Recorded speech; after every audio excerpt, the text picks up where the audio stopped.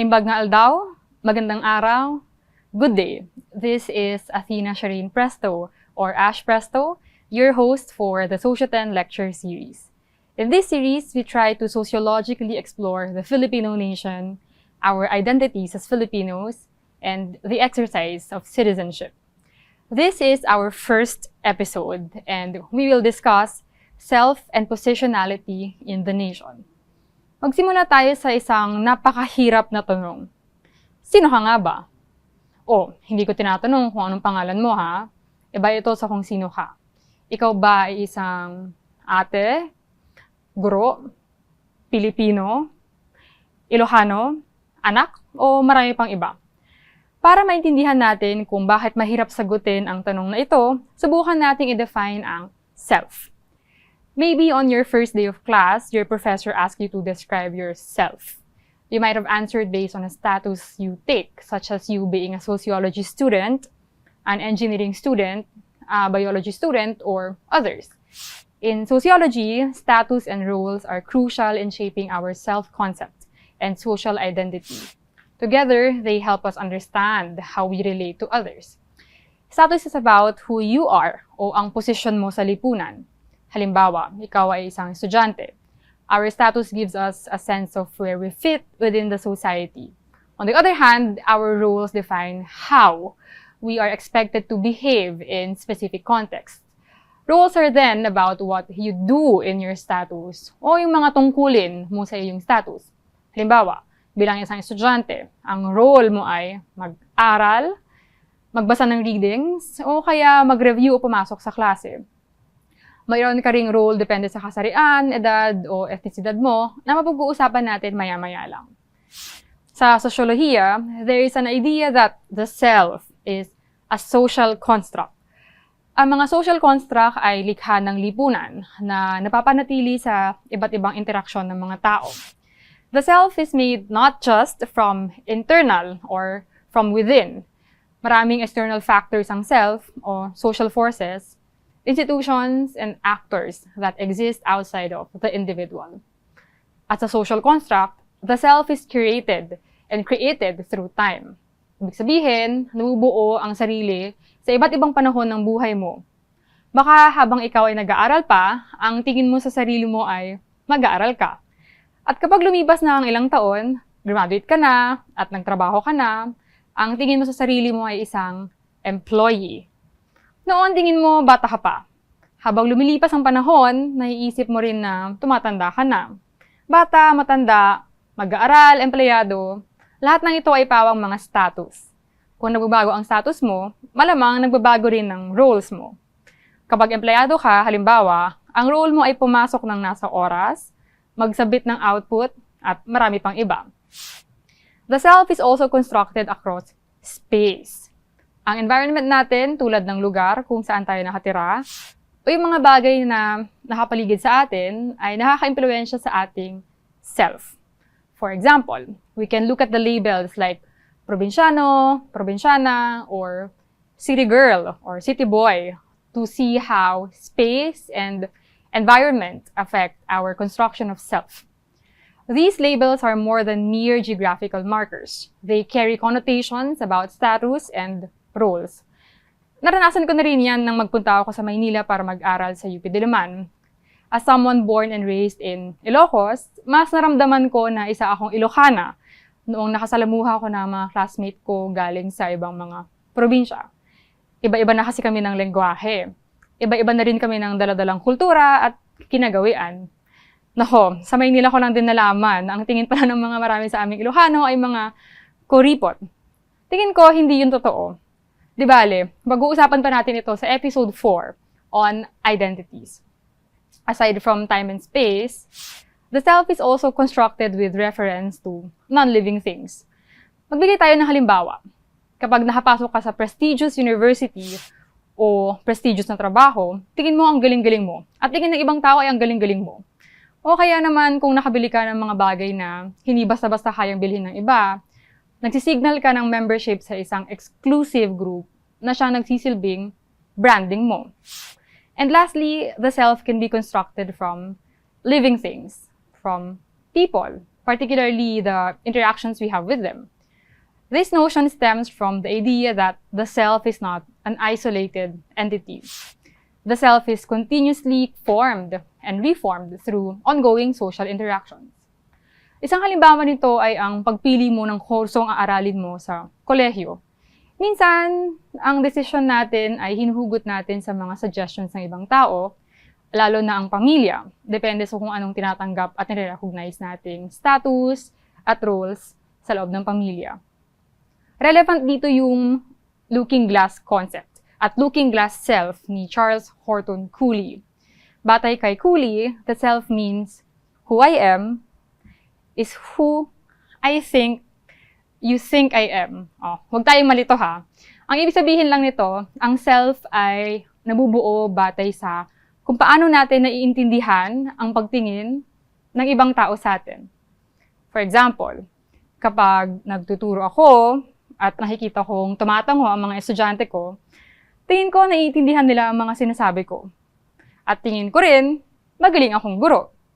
Nakikita ko ngayon ang sarili ko bilang epektibong guro dahil natututo ang mga estudyante ko. Pwede ko na sigurong sabihin na I am a good teacher. Defining the self as a social construct is to define it as learned. Ibig sabihin ay natututuhan natin kung paano intindihin at tignan ang ating self. You were not born with the self that you know today. Rather, habang tumatanda ka, at habang naso-socialize ka sa mundo, you get to know your status and roles in society. Himayin muna natin ang mga sociological concepts na nabanggit ko. In sociology, socialization refers to the process by which individuals learn and internalize norms, values, behaviors, and even social skills attributed to their status and roles. Through socialization, natututuhan natin kung paano ang tamang pagkilos sa lipunan. At nakukuha natin sa iba't ibang institusyon, gaya ng pamilya, edukasyon, media, religion, at kahit na batas ang socialization. Madalas ang mga taong may posisyon ng otoridad ang nagsusocialize sa atin. Halimbawa, sa paaralan, sinasabihan ang mga bata na huwag matutulog o huwag mag-iingay habang sila ay tinuturuan ng guro. So, siguro, nung bata ka pa, ay naisip mo rin bilang bata na dapat kang nag-aaral, na dapat nakikinig ka kay teacher, at marami pang iba. Isang halimbawa pa, nung bata ka, sinabihan ka ng mga magulang mo na huwag basta-basta makipag-usap sa hindi mo kakilala. Dala-dala mo ang mga pag-aaral at mga aral na ito hanggang sa paglaki mo. Malakas ang socialization kapag bata pa lang tayo. Kaya nga, sa lahat ng children's books and shows and stories, laging may moral lesson, di ba? Pero ang socialization ay hindi natatapos sa tanang buhay natin. Kahit tingin mo ay matanda ka na, you still undergo socialization. Sa trabaho, halimbawa, ay isi-socialize ka ng pwedeng boss o workmates mo kung ano ang tamang galaw sa trabaho. Bawal malate. Dapat on time magpasa ng outputs. Dapat naka-formal clothes kapag nasa opisina. Sa socialization natin, natututuhan kung ano ang mga katanggap-tanggap na pagkilos para sa iba at sa sarili natin sa lipunan. Pag-usapan ba natin ng ilang mga perspektiba tungkol sa self na meron sa sosyolohiya? The self is constructed from discourse, according to Michel Foucault. Ibig sabihin, ang pagkakakilanlan ng isang tao ay hinuhubog ng mga pag-uusap, mga ideya, at mga konsepto na umiiral sa lipunan. Ang mga ito ay mga puwersa na nagpapakita ng kapangyarihan at nagtatakda ng kung ano ang ituturing na normal o katanggap-tanggap sa sarili. Ang sarili, sa makatuwid, ay hindi isang bagay na likas o binubuo ng mag-isa, kung hindi isang produkto ng power relations at dominant discourses sa lipunan. Okay, teka, ano nga ba ang discourse sa sosyolohiya? In sociology, discourse refers to ways of thinking and talking about a particular topic or societal issue. These are conversations that have multiple and infinite sides. They are shaped by and they reinforce certain power relations and social norms. Ang diskurso ay hindi lamang tungkol sa sinasalita o sinusulat ng komunikasyon, kundi pati na rin sa mas malawak na sistema ng mga kahulugan sa lipunan. Discourses are powerful because they can shape how you think of yourself. Sa usapin ng kasarian halimbawa, madalas ipinapalagay na magkaiba ang roles ng babae at lalaki. Ang mga kababaihan daw ay mas angkop sa mga trabahong may kinalaman sa care, tulad ng pagtuturo, pag-aalaga sa bata, even nursing.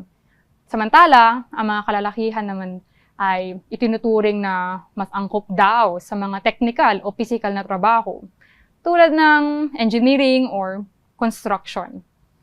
Iyan ang sinasabi ng dominanteng diskurso. Sa episode 3 ng lecture series na ito, hihimayin pa natin ang usapin ng status and roles tungkol sa kasarian. May diskurso rin pagdating sa self at socio-economic class. Halimbawa, may ideya na ang tagumpay at halaga ng isang tao ay nasusukat sa kanyang kakayahang bumili at magmay-ari ng branded goods. Binibigyan din nito ang kahalagahan ng material na yaman bilang pangunahing batayan ng pagkilala at pagpapahalaga sa isang tao. Sa episode 2 ng series na ito, hihimayin rin natin ang economic at capitalist factors na ito. Dumahaw tayo ngayon sa isang perspektiba on self, galing naman kay George Herbert Mead.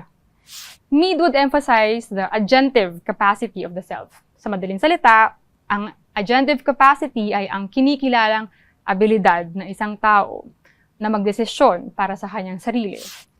Tinatawag din itong agency. Kasama na rito ang paglaban sa mga makapangyarihang diskurso na nakakaapi sa atin at ang kapasidad na palayain ang sarili sa mga ito. According to Mead, the self is composed of two things. You have the I and the me. It is the I that serves as the agentive, active, and intentional self. The me is the conformist self. Ang ibig sabihin ng conformist self ay ang pagiging masunurin sa mga sinasabi at pinapagawa ng lipunan at ng mga tao sa ating kapaligiran. We use I and me together to varying degrees, depending on context. For example, we may exercise the me when choosing a career path that is more aligned with what our parents want for us. On the other hand, exercising the I would be going against imposed and suggested career paths by choosing what you really want. Baka pinilit kang maging inhinyero, pero ang sigaw talaga ng puso mo ay maging musikero. O baka gusto mo talaga maging sociologist, pero sabi ng mga tao sa paligid mo, siguro mahihirapan kang maghanap ng trabaho. It is the I that would enable self-reflexivity o yung kapasidad mong pagnilayan ng iyong karanasan. The I in yourself shows that individuals are not just passive recipients of social norms o tagasunod lamang. May kakayahan ang tao na suriin at maging dalubhasa sa kanyang sariling sitwasyon. Magkasabay na ginagamit ng I and me. Okay, halimbawa, sa pagpili mo ng kurso, nanguna ang I mo when you chose to take up sociology. But since your family wanted you to be a teacher, you took education subject electives and also took the licensure examination for teachers o LET. Minsan naman, maaaring nagkukunwari lang tayo sa ating pagpapakita sa sarili. In this regard, Erving Goffman proposed the theory of dramaturgy, where he used theater as a metaphor for the self. In the theory of dramaturgy, individuals occupy a front stage and a backstage where they show different dimensions of themselves. Ang front stage ay ang lugar o sitwasyon kung saan ang isang tao ay nagpapakita ng isang pampublikong imahe ng kanyang sarili. May script ang pagtatanghal na ito, at ang scriptwriter ay ang lipunan. Social scripts include expected behaviors in the front stage. Halimbawa, para sa isang guro, ang kanyang front stage ay ang classroom, kung saan siya nagtuturo. Dito, kailangan niyang ipakita ang kanyang professionalismo at authority bilang guro. Kinakailangan niyang sundin ang mga inaasahan sa kanya ng mga estudyante at ng education sector. Ang social script niya ay maging kagalang-galang at gumayak ng maayos. Ang backstage naman, ang pribadong lugar kung saan maaari siyang maging tunay sa kanyang sarili. Malayo sa mata ng publiko. Sa backstage, ang guro ay maaaring magpakita ng mga katangian o damdamin na hindi niya ipapakita sa kanyang front stage. Halimbawa, sa kanyang bahay, maaari siyang magpahinga, magpahayag ng pagod o stress, o kaya ay makipaglaro sa kanyang mga anak. Ito ang lugar kung saan siya malaya mula sa social expectations based on her profession. Magbigay naman tayo ng halimbawa ng front stage at backstage na siguro ay mas malapit sa karanasan nyo bilang mga mag-aaral. May iba't ibang account tayo sa social media, tama? May mas public na account kung saan nandun ang mga boss o workmate natin o teachers and classmates. Yung iba naman, may mas pribado kung saan andun lang ang mga kaibigan natin na ina-accept natin at nakakita ng post natin. Restricted ang publiko sa private account na yon. Minsan pa nga, iba ang pangalan ng private account natin kesa sa public account natin. So far, napag-usapan natin ang ating self o sarili ay patuloy na hinuhubog at binabago ng ating pakikipag-ugnayan sa lipunan at sa ibang tao. In relation to this, it is important to note that our positionality influences our relationship with others. Ang positionality ay tumutukoy sa kung paano nakaposisyon ang isang tao sa mga istrukturang panlipunan batay sa kanyang mga katangian. Kasama na dito ang kasarian, lahi, klase, edad, at iba pang mga katangian. Malapit ito sa usapin ng self. Gaya ng natalakay natin, ang self ay binubuo ng status at rules na pawang mga social constructs. That said, these things that shape the self also influence the positionality of individuals.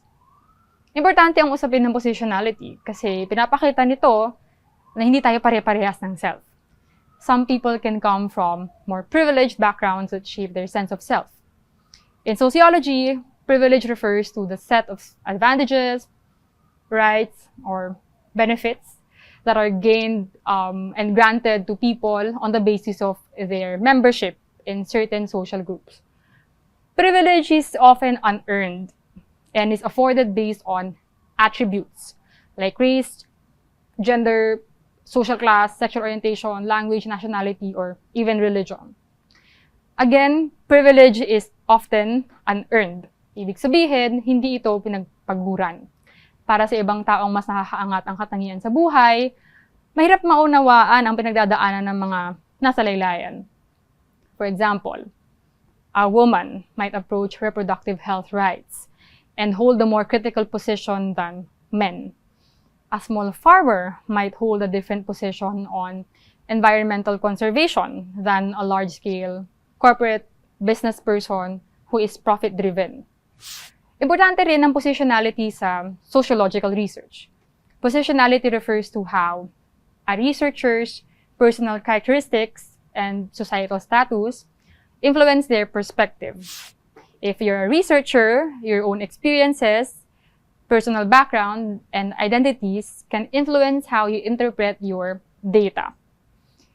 Ito ang rason kung bakit sa subject na tinuturo ko, qualitative methods in sociology, I always implore my students to state their positionality in their research projects. Context, or your social conditions, is important in shaping who you are and how you view and how you understand the world around you. Mahirap intindihin ang ating positionality kung hindi natin naiintindihan ng lipunan. Sa bandang ito, importante ang konsepto ng sociological imagination. According to C. Wright Mills, sociological imagination is the quality of mind that enables us to relate our biography with history and vice versa. Our individual selves are linked with history and society. Just as we are shaped by society, we also participate in constructing society. These discussions on self and positionality and the project of self contribute greatly to understanding nation and the project of nationhood. Ang nationhood ang kolektibo at organisadong pagtingin ng ating mga sarili bilang miyembro ng nag-iisang komunidad. Teka, Ano nga ba ang nation? Some would define a nation as a social organization with a collective and national identity. But a nation can also be defined as an imagined community. According to Benedict Anderson, a nation is imagined in 3 ways. Una, imagined as a community. Pangalawa, imagined as sovereign. Pangatlo, imagined as limited. Ngayon, isa-isahin natin ito. Una, a nation is imagined as community o iniisip bilang komunidad. Ang nasyon ay tinuturing na isang komunidad dahil kahit na hindi natin personal na nakikilala ang lahat ng miyembro nito, mayroon tayong kolektibong pagkakakilanlan na nagbubuklod sa atin. Mayroon tayong collective identity that we ascribe to everyone who we imagine belongs to the nation. Okay. Halimbawa, kahit isang estudyante mula sa probinsya na lumipat sa Metro Manila para mag-aral, ay madarama na nagkakaisa ang iba pang mga Filipino students because they have shared language, history, culture, and others. Pangalawa, ang nation ay imagined as sovereign o iniisip bilang importante at makapangyarihan. Ito ang pundasyon ng modernong estado kung saan ang nasyon bilang isang political entity ay may kapangyarihan sa sarili nitong teritoryo. Maaaring itong magpatupad ng mga batas at patakaran nang walang direktang impluwensya mula sa ibang bansa. Ang pagiging sovereign ay nagbibigay daan sa isang bansa na umakto bilang malaya at independent in world affairs. Anderson's emphasis on sovereignty ties into the historical development of nations, particularly during the era of decolonization and the emergence of nation-states in the 19th and 20th centuries. Sovereignty became a symbol of freedom and self-determination for communities seeking to form their own nation-states. Pangatlo, ang nation ay imagined as limited o iniisip bilang may hangganan. Ang pagkakaroon ng hangganan ay tumutulong sa mga mamamayan na makilala at mapanatili ang kanilang pagkakakilanlan. Ito ay nagbibigay diin na may isang malinaw na pagkakaiba sa pagitan ng isang nasyon at ng iba pang mga bansa. Itong pagkakakilanlan ay mahalaga sa pagbuo ng pambansang kamalayan at pagkakaisa. Siguro naman, hindi natin iniisip ng ating mga paboritong international stars ay kapwa natin Pilipino. Hindi ba? Iba na kasi ang kanilang kultura, wika, o kasaysayan. Ang konsepto ng nasyon ay tinuturing na neutral. Wala itong likas na halaga. Hindi ito likas na masama. Hindi ito likas na mabuti. Sa sarili nitong katangian. Ang pagiging mabuti o masama ng isang nasyon ay nakadepende sa kung paano ito ginagamit at tinitignan within a specific context. Sa Pilipinas, ang pagtingin sa konsepto ng nasyon ay kadalasang positibo. Mahalaga para sa mga Pilipino ang pagkakaroon ng isang soberanyang nasyon, lalo na dahil sa mahaba at komplikadong kasaysayan ng kolonyalismo na naranasan natin. Ang kahalagahan ng sovereign nation in the Philippine context ay hindi lamang basta tungkol sa pagkakaroon ng kontrol sa ating teritoryo. Higit pa rito, ito ay tungkol sa kalayaan, ang kakayahang magpasya para sa sariling kapakanan ng bansa nang walang panghihimasok mula sa ibang international state powers. Importantly, Filipinos see the nation as good because we are a young nation. We have been independent for far less time than we have been colonized. Binubuo pa natin ang bansa natin at mahalagang ipaalam sa lahat na kailangan natin itong buuin ng tama. We bring in self, positionality, and nation together because these 3 things are inherently connected.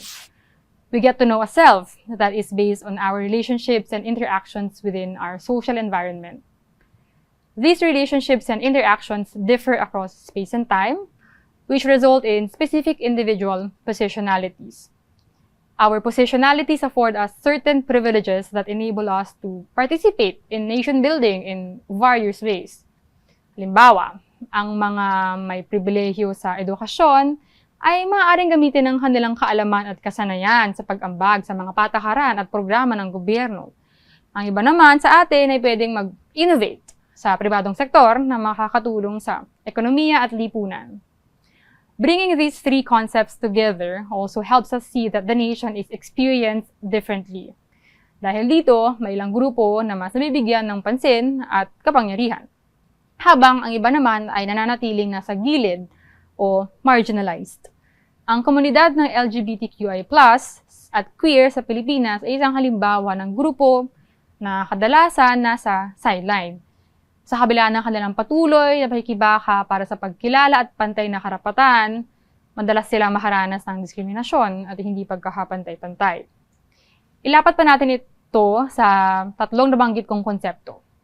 Una, self o sarili. Ang bawat individual sa LGBTQIA+ community ay may sariling karanasan at kwento na humuhubog sa kanilang sarili at sa lipunan. Pangalawa, positionality. Ang kanilang posisyon sa lipunan bilang mga LGBTQIA+ o queer ay madalas na naglalagay sa kanila sa disadvantaged na posisyon dahil sa umiiral na stigma, diskriminasyon, at kakulangan ng representasyon. Pangatlo, nation o bansa.